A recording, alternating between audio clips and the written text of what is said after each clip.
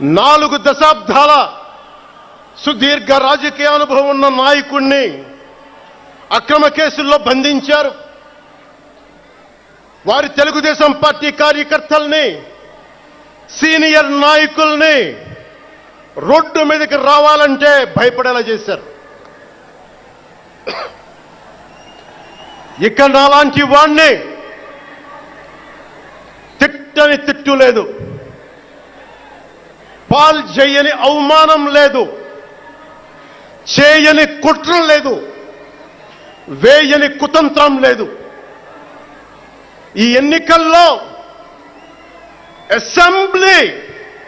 Assembly గేటును కూడా తాకలేవు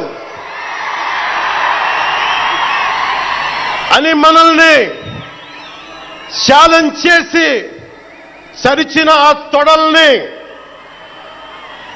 బద్దలు కొట్టాం. ఏం చేశాం? బద్దలు కొట్టాం.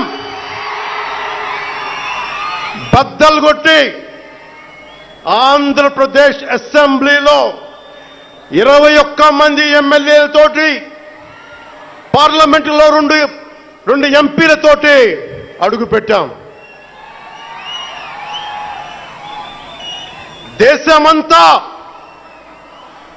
దేశమంతా తల తిప్పి తిరిగి చూసేలా 100% స్ట్రైక్ రేట్తో ఘన విజయం సాధించాం. ఎన్డీఏ కూటమి ప్రభుత్వాన్ని నిలబెట్టాం. ఈ రోజు జయకేతనం ఎగరేస్తున్నాం.